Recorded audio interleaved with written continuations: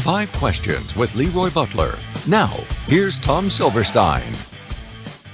Hello, everyone. Welcome to 5 Questions with LeRoy Butler. We're down to 3 games, and I'm not sure either of us saw them losing to the New York Giants and Tampa Bay Buccaneers in back-to-back weeks, let alone letting Baker Mayfield have a perfect passer career day. Yeah. I think the first time, maybe at Lambeau Field, the starting quarterback has had a perfect passer rating.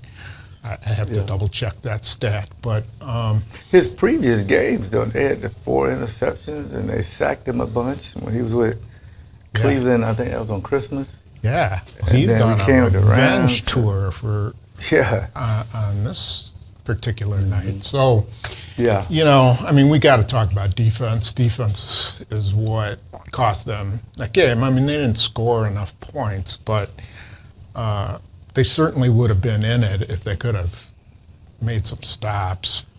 Well, what went wrong? I mean, where was it? Well, let's go back, because even like you got the lead against the Giants, and it's on the defense. Right. And they 2 plays and they're in field goal position. Yeah. So, but this particular game, the players look confused. Yeah. I mean, they really do. It look like they're confused. The communication was breaking down. Godwin had 10 catches. Of course, Evans, you know, he's one of the guys you want to circle.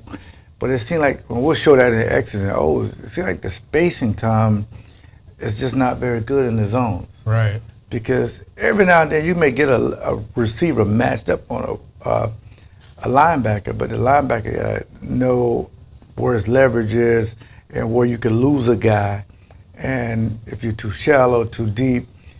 And although I think they sacked Baker five times, but it just seemed like it wasn't the timely ones. And the ones that really give you heartburn are the long yard, 2nd and 18, 2nd and 29, they pick up 25 yards, or the 3rd and longs.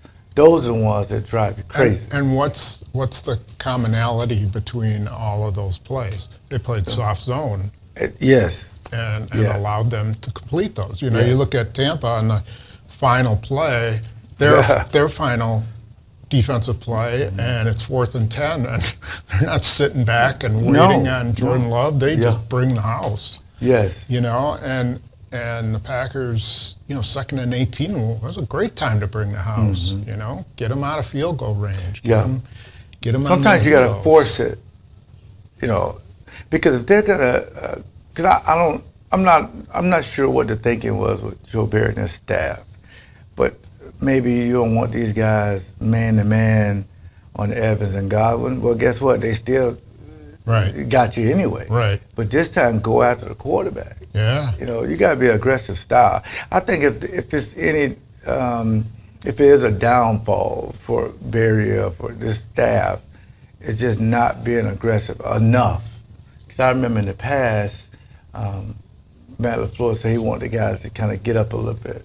And I think that's the whole concept, that concept of being kind of a zone team. It can hurt you at times, you know. And we were like that for a while, then all of a sudden Fritz, he got away from that. Fritz Sherman's like, no, for us to be where we want to be, I want to be aggressive. And it's 3rd and long. He would blitz. Matter of fact, on Hail Marys, he wouldn't sit back and rush 3. He want that ball out of the quarterback's hand. So I don't know how they'll face Bryce Young, but you got a young quarterback. If you wouldn't heat up Tommy DeVito and wouldn't Baker Mayfield, I think they're going to play their stuff, and that can get confusing at times. Yeah. So we're taping this on Monday morning, and by now we haven't, actually it's Monday, almost noon. Yeah. We haven't heard anything about any potential changes. So let's just assume that, you know, Matt LaFleur's sticking with Joe Barry the rest of the year. Yeah. How do you get your defense to believe in what you're doing? Because you and I both saw guys looking around at each other like, what's going on? What are we doing? You know, where are you? Weren't you supposed to be here? Yeah. That's bad. That's then you wind up having one of those Brandon Staley games where your defense just quits and it gives up 63 points, if you don't have the guys behind you. What does he do? Well, I think so. The meetings, here's the thing about it. It's too late for this in December. Right. Teams are playing at their best. Yeah.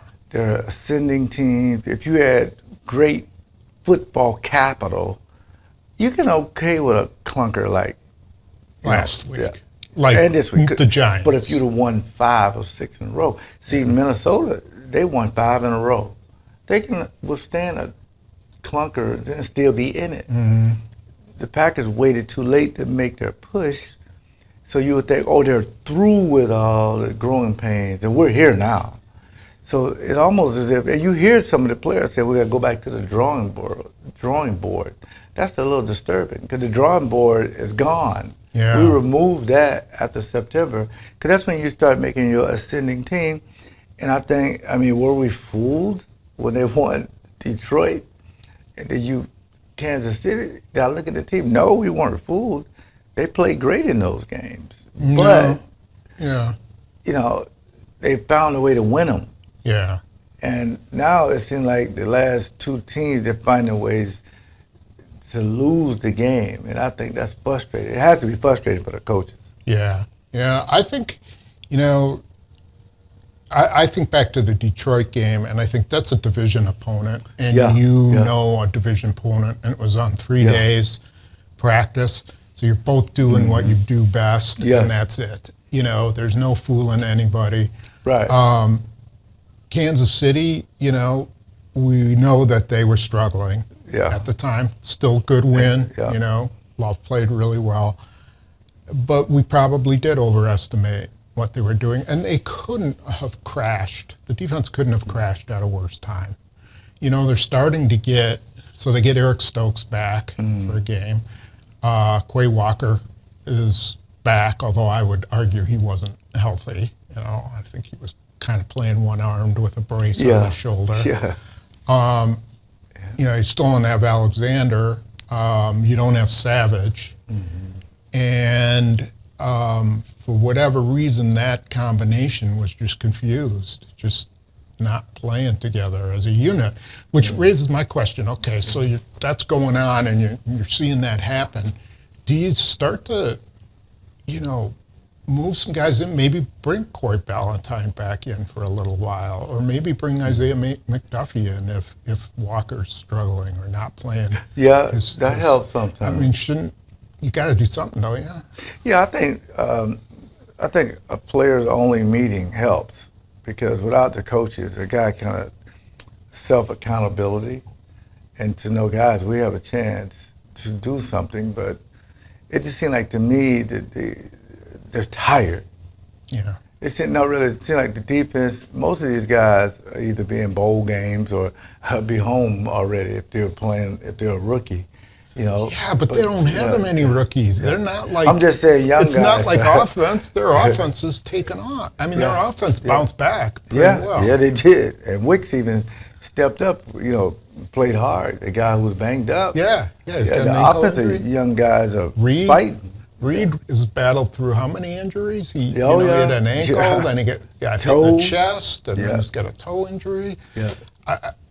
It's the worst. It just seems like they're confused. It really does. It's like the defense, if you see X and O's, it's just like a head scratcher, like, okay, if I've been practicing, and now this is my first game back, I forgot the game plan. Yeah, so I'm fine. I will give them this, because they played Monday night, they only had 2 walkthroughs and then a practice on Friday.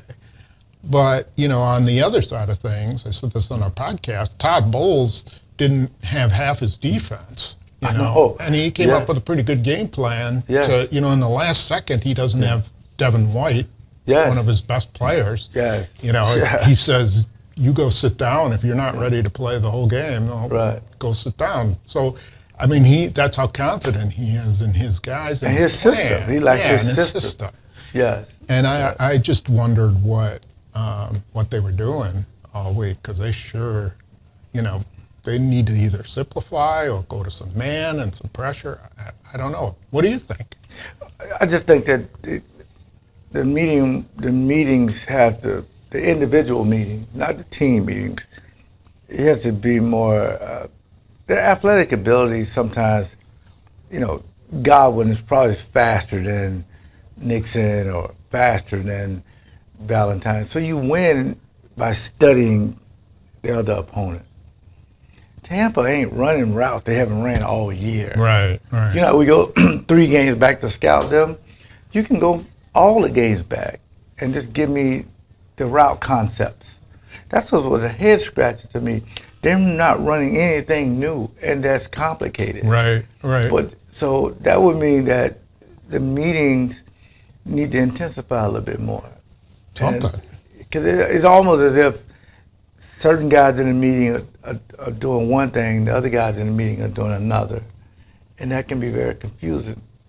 It's a killer when Baker Mayfield says after the game, we didn't do anything different. We just ran our system. Ran better than they did. Yeah.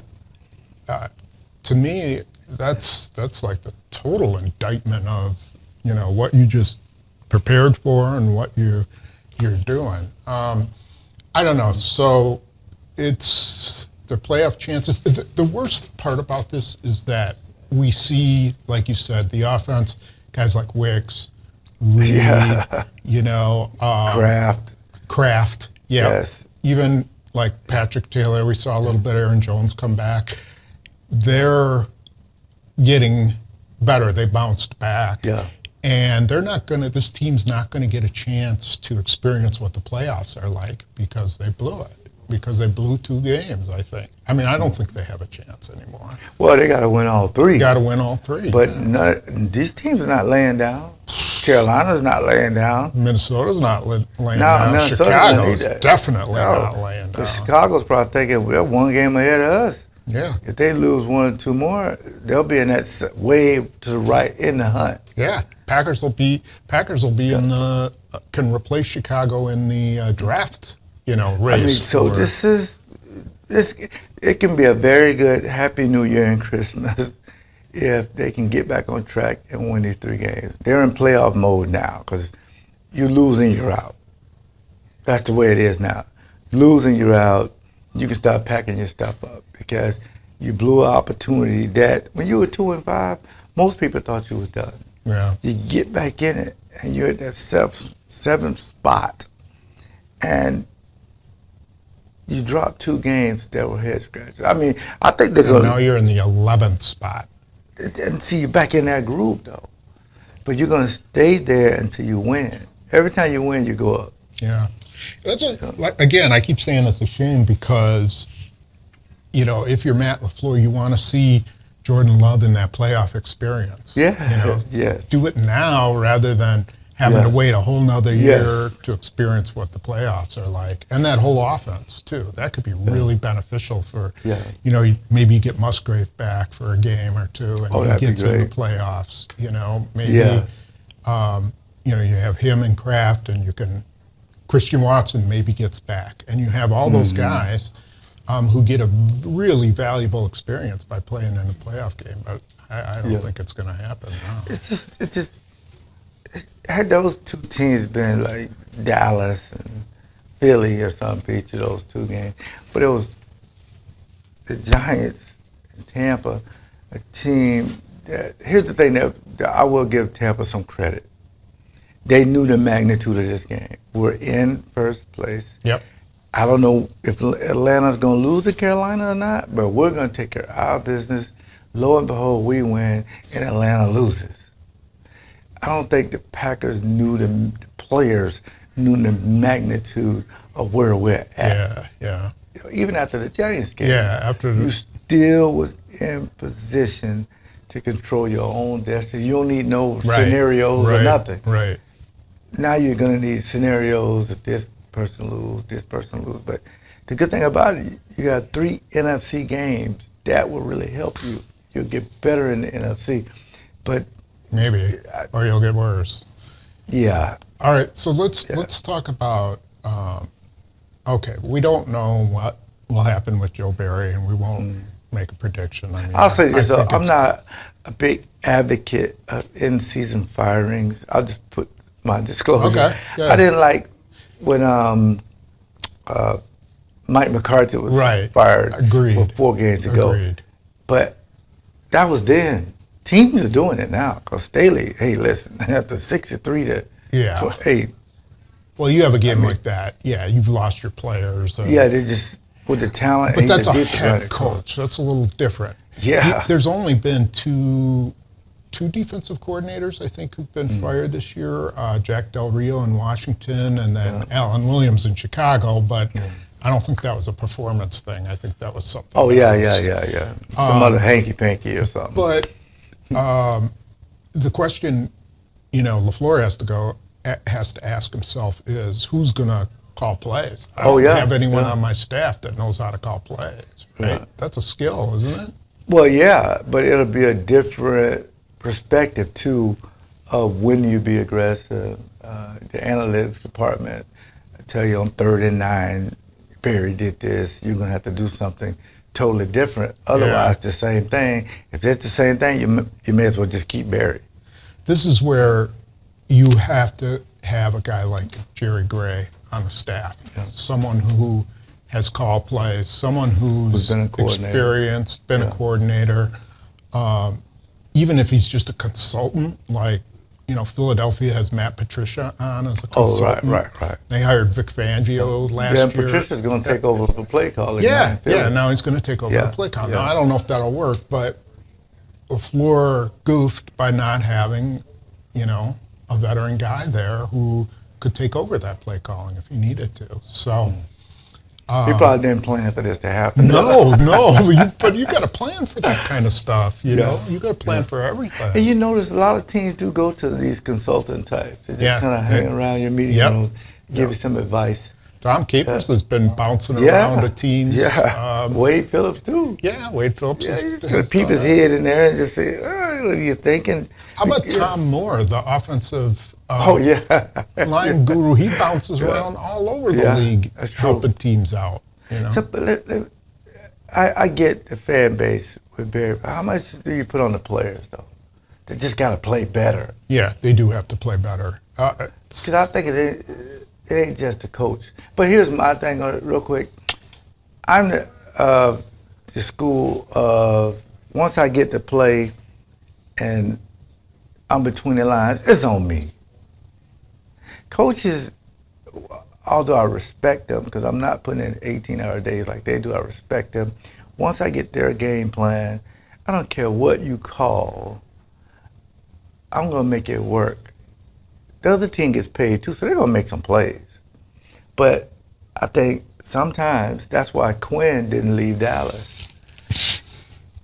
Because McCarthy said, you got the defense, I ain't got nothing to do with it. Right. Most guys come into these jobs, am I going to get full control to run what I want to run?